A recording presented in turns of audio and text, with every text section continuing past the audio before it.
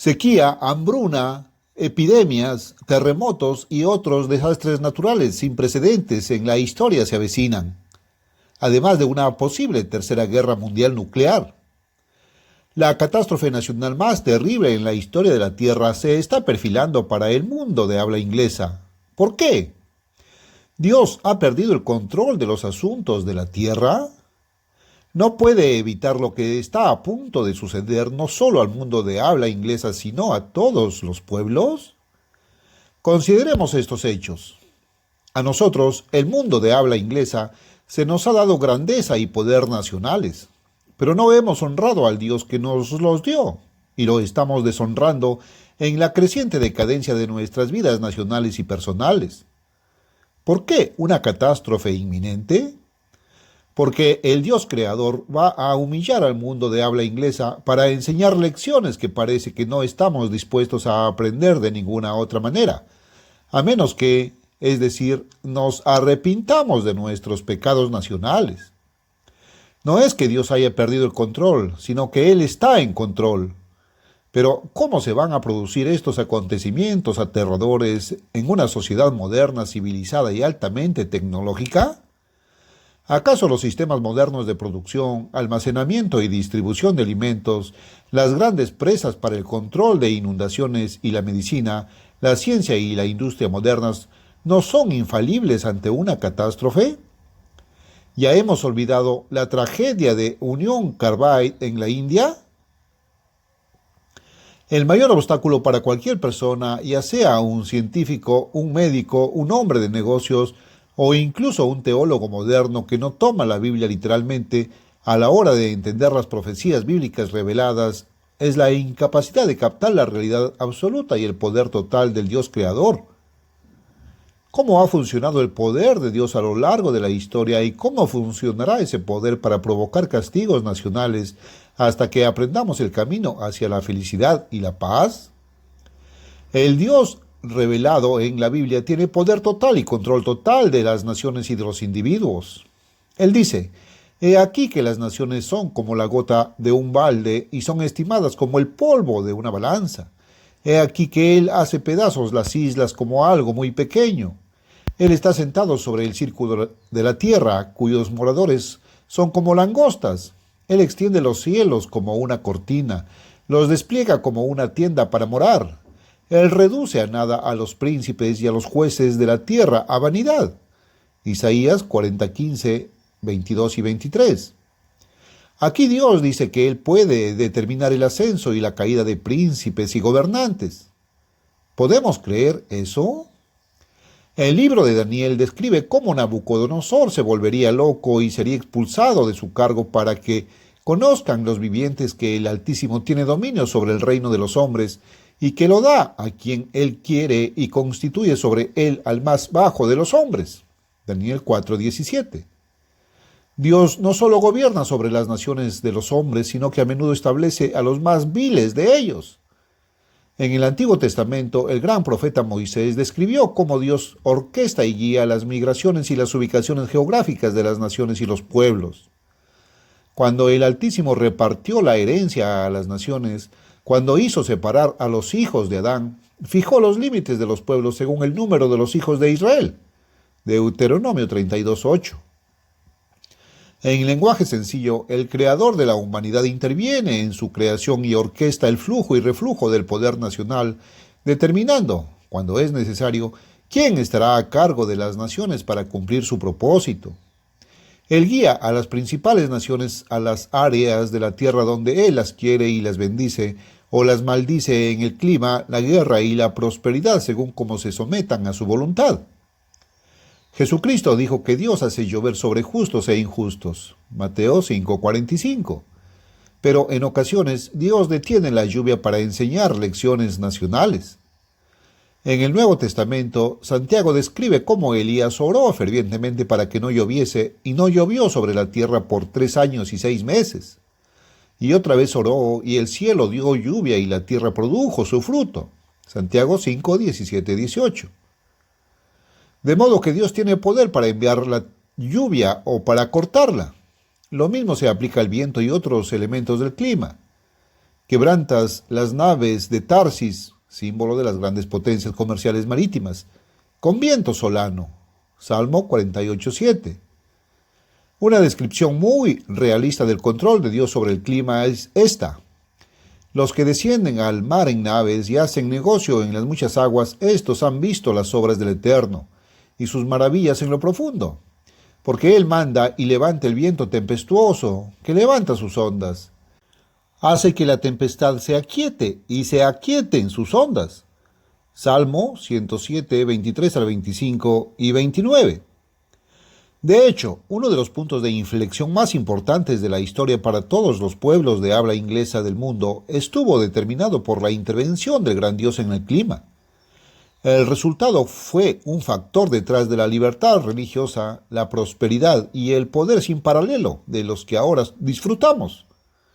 En 1587, la influencia extranjera sobre el trono inglés se vio truncada por la ejecución de María, reina de Escocia. Al año siguiente, el rey Felipe II de España envió su invencible armada de 124 barcos contra Inglaterra. Aunque las fuerzas navales inglesas lucharon valientemente, se quedaron sin municiones.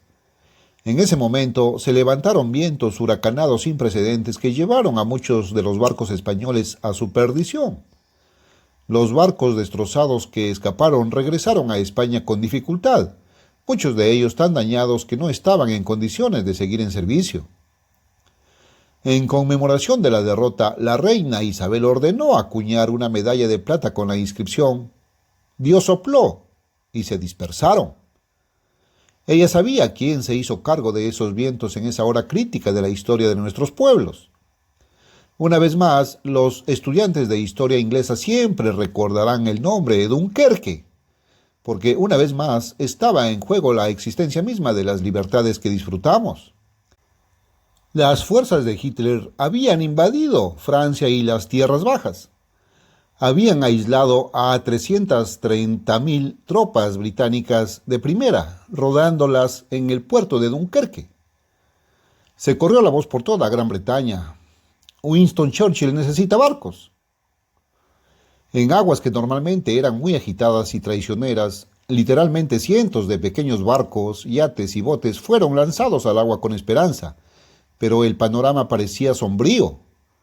El mal tiempo al este había dejado en tierra a la mayor parte de la Luftwaffe alemana, pero algo increíble le ocurrió al Canal de la Mancha ese día.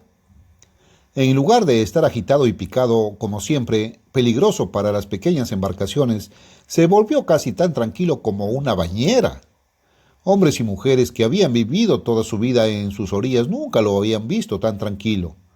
Y así, casi 1/3 de tropas británicas, la columna vertebral de todo su ejército, fue llevado sano y salvo a través del canal en lo que los propios británicos llaman el milagro de los mares en calma. He pasado 4 años de mi vida adulta en Gran Bretaña y he hablado con varios hombres mayores que estaban familiarizados personalmente con la operación de rescate de Dunkerque. Todos tenían un cierto brillo o una lágrima en los ojos cuando hablaban de ello. Todos recordaban la efusión de gratitud a Dios por parte del pueblo británico después de este evento. El domingo 9 de junio de 1940 fue designado como Día de Acción de Gracias Nacional por la liberación de Dios en Dunkerque, y muchos vicarios ingleses le dirán que sus iglesias estaban repletas ese día y que nunca han estado llenas desde entonces. El día anterior, el 8 de junio, el Daily Telegraph de Gran Bretaña publicó un artículo sobre lo que llamó la liberación milagrosa en Dunkerque. El artículo cita a un oficial británico que había sido traído de regreso sano y salvo a través del canal desde Dunkerque. Una cosa puede ser segura sobre la acción de gracias de mañana en nuestras iglesias. De nadie ascenderán las gracias con mayor sinceridad o fervor más profundo que de los oficiales y hombres que han visto la mano de Dios, poderosa para salvar, librándolos de las manos de un poderoso enemigo, quien, humanamente hablando, los tenía completamente a su merced. Sí, la mano de Dios contra el clima. Pero el Creador también sabe que el hombre ingrato casi siempre tomaría el camino equivocado, que la humanidad sería influenciada por la naturaleza rebelde de Satanás el diablo y participaría de ella.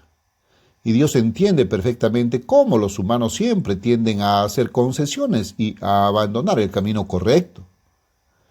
Inmediatamente después de dar al antiguo Israel los detalles de su ley por medio de Moisés, Dios le dijo a Moisés: He aquí, tú dormirás con tus padres y este pueblo se levantará y fornicará tras los dioses ajenos de la tierra a donde va para estar en medio de ella, y me dejará e invalidará mi pacto que he concertado con él. Y se encenderá mi ira contra ellos en aquel día, y los abandonaré, y esconderé de ellos mi rostro, y serán consumidos. Deuteronomio 31, 16, 17. Obviamente, Dios conocía los corazones y las actitudes de los antiguos israelitas y percibía de antemano lo que harían. Pues Dios dice en su palabra: El Eterno conoce los pensamientos de los hombres, que son vanidad. Salmo 94, 11. Y nuevamente, yo sé que todo lo puedes y que ningún pensamiento puede escapársele de ti. Job 42, 2.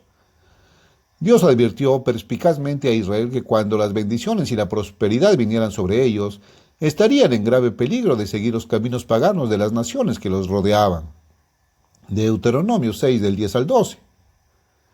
Al leer la historia, las leyes, las promesas y las profecías del Antiguo Testamento, se hace absolutamente claro que el Creador entiende las tendencias y debilidades de la naturaleza humana al enésimo grado. Al tener este conocimiento y percepción profundos, Dios puede afirmar con autoridad cuáles serán las condiciones básicas de los pueblos y las naciones en el futuro. Luego, al intervenir en el clima, en el liderazgo humano u otras circunstancias, Dios puede hacer que se cumplan profecías específicas que a veces son asombrosas en sus minuciosos detalles.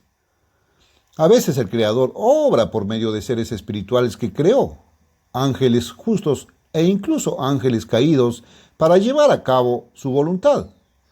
En Primera de Reyes 22 se nos da una fascinante perspectiva del funcionamiento del mundo espiritual. Este relato inspirado en la Biblia describe una conferencia en el cielo. Dios ya había decidido matar a uno de los reyes más malvados de la historia de Israel, el rey Acab. El problema era cómo conseguir que fuera a la próxima batalla en Ramot de Galaad, donde sería asesinado. En este caso, un espíritu malo habló y dijo: Yo saldré y seré espíritu de mentira en boca de todos sus profetas, los de Acab. Primero de Reyes 22, 22. El día de la batalla, el ejército que Dios ya sabía que era más fuerte y que ganaría, de hecho derrotó a los israelitas, y Acab fue asesinado por una flecha que atravesó las junturas de su armadura. Versículos del 34 al 37. Esto se debió a que Dios había determinado que el malvado Acab no se quedara atrás y escapara, sino que pereciera junto con muchas de sus tropas derrotadas. Cuando Adolfo Hitler subió al poder, un destacado pastor alemán, Martin Niemöller, afirmó perspicazmente: En verdad, un tiempo de zarandeo ha llegado sobre nosotros. Dios está dando a Satanás mano libre para que pueda sacudirnos y para que se pueda ver qué clase de hombres somos. En su libro Los nazis, el respetado autor británico George Bruce pregunta: ¿puede explicarse el misterio de la maldad del nazismo? ¿Había un núcleo satánico en el corazón de él? Una interpretación de su naturaleza que debe mencionarse es el vínculo entre el nazismo y el supuesto apogeo a la magia negra y al ocultismo de Hitler y su círculo íntimo, incluidos Göring, Himmler, Goebbels, Leahy y en los primeros días Dietrich Eckart y el profesor Karl Hochefer. Hitler, según lo que puede parecerle a mucha gente una creencia descabellada, fue el medium a través del cual se estableció contacto con los poderes sobrenaturales del mal. Hermann Röchning, que observaba a Hitler con una mirada fría y analítica, declara que era un medium, poseído por fuerzas externas a él, fuerzas casi demoníacas. Rudolf Olden, editor político del Berliner Tageblatt, en los días del ascenso al poder del nazismo, comentó cómo la abrumadora, casi sobrehumana catarata de palabras que brotaba durante los discursos de Hitler a veces alcanzaba un clímax durante el cual literalmente hablaba en lenguas y parecía poseído. André Francois Poncet, embajador francés en Berlín, también se refirió a su aparente posesión demoníaca. Ahora vea cómo la palabra revelada de Dios describe el pronto resurgimiento final del antiguo imperio romano con estas palabras.